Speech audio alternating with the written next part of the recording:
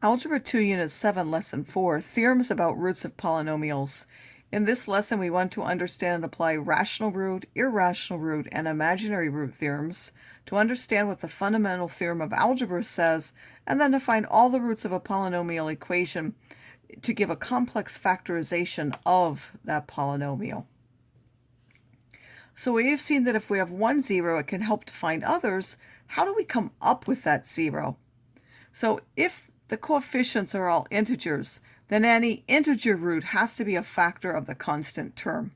So if I simply look at this n term where I have the constant, any possible integer root must be a factor of that.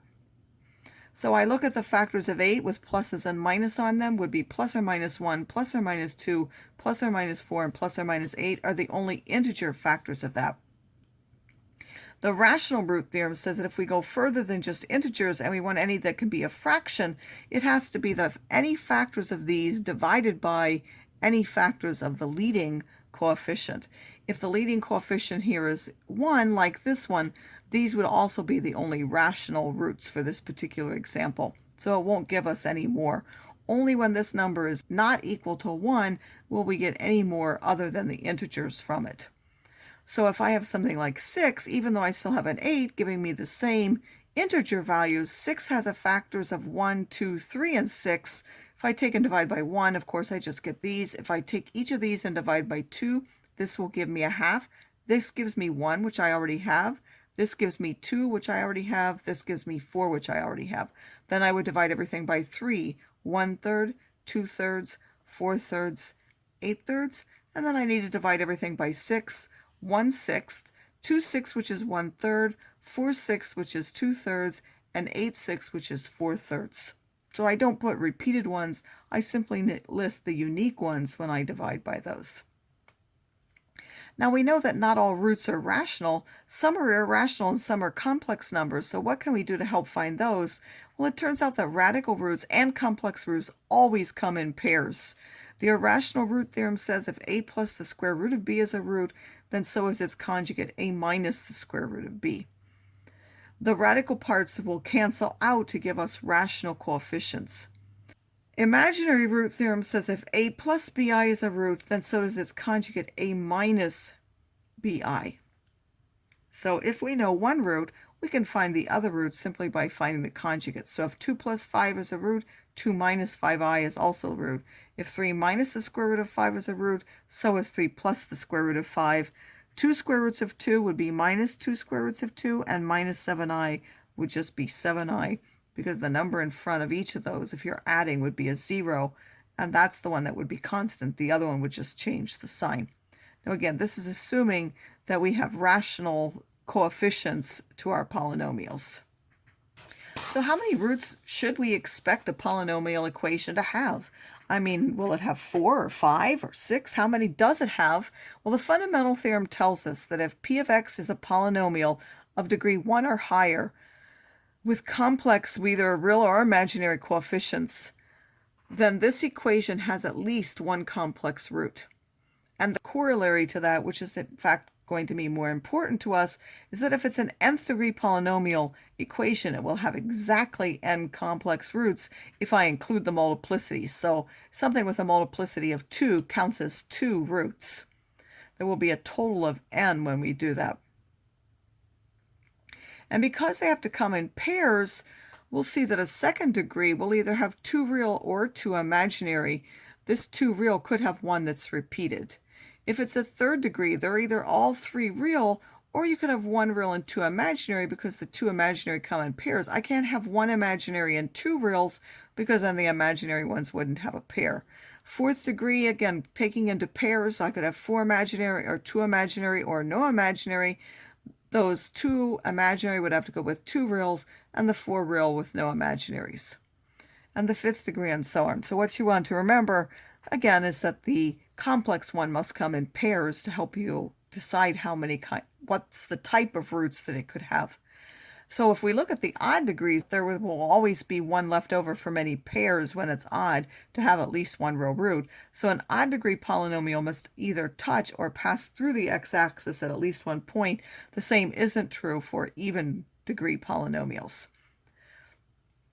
In fact, once we have all of the nth roots, we can find the complex factorization of, or what's called the linear factorization of my polynomial.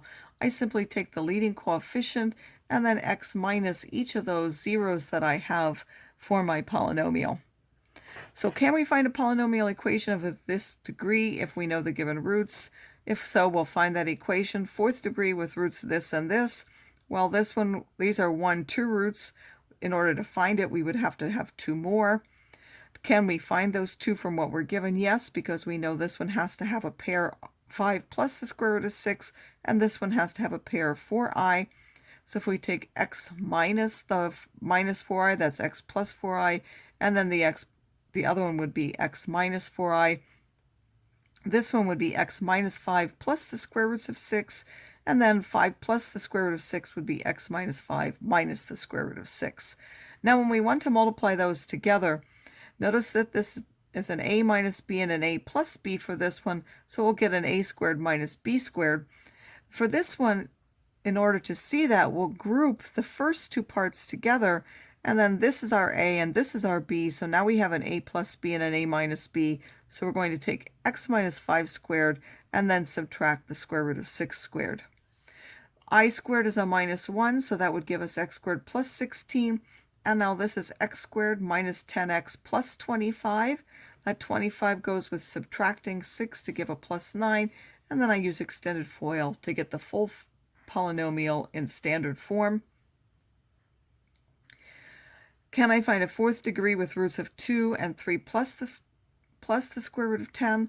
Well, those exist, but I can't actually find it because while this one will give me another root, this one does not. Real roots that are irrational don't give you another one. Only the irrational ones do if you know that you have integer coefficients.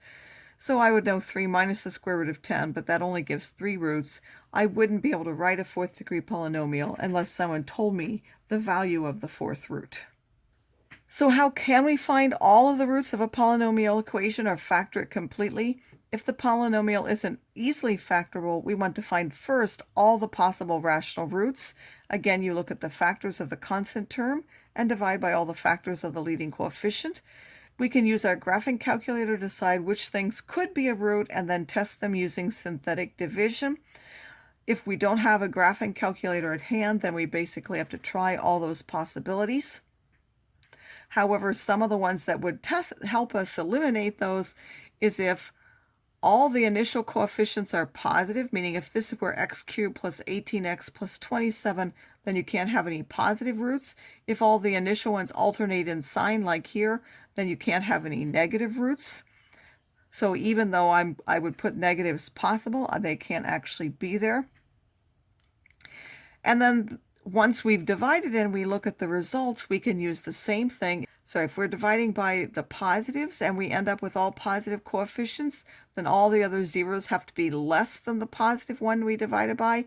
If we're dividing by a negative and we end up with alternating signs, then we have all of the remaining zeros have to be bigger than the one we divided by.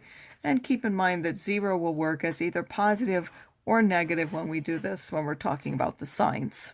If we can get down to a quadratic, then the quadratics can be solved using the quadratic formula if they're not factorable.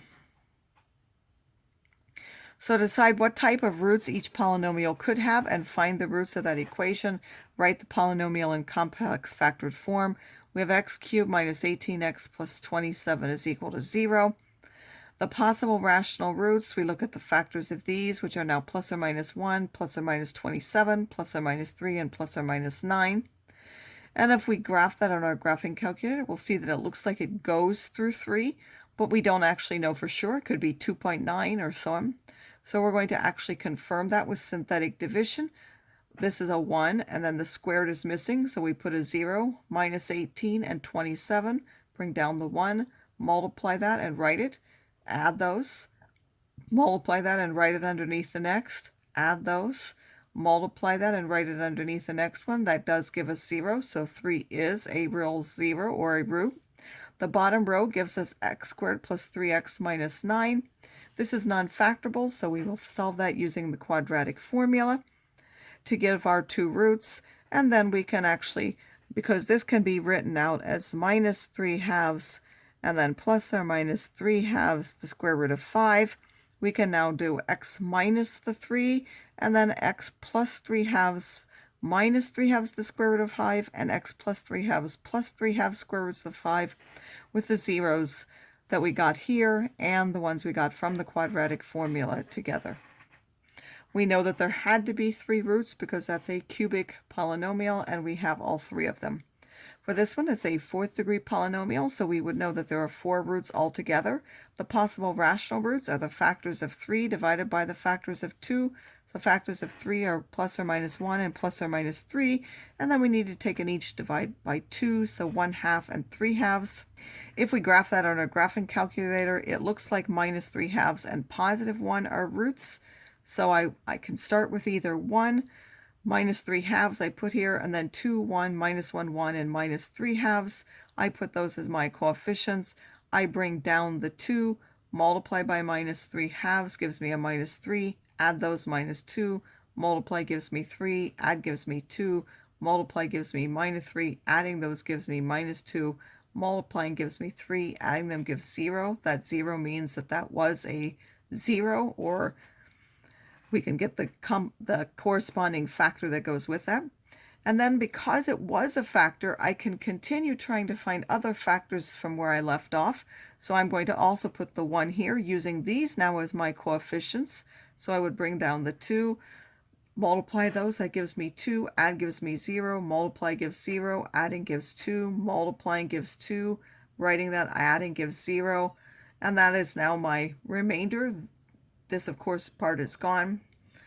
So that also is a 0. So we have x minus a minus 3/2, which is a factor, and x minus 1, which is a factor.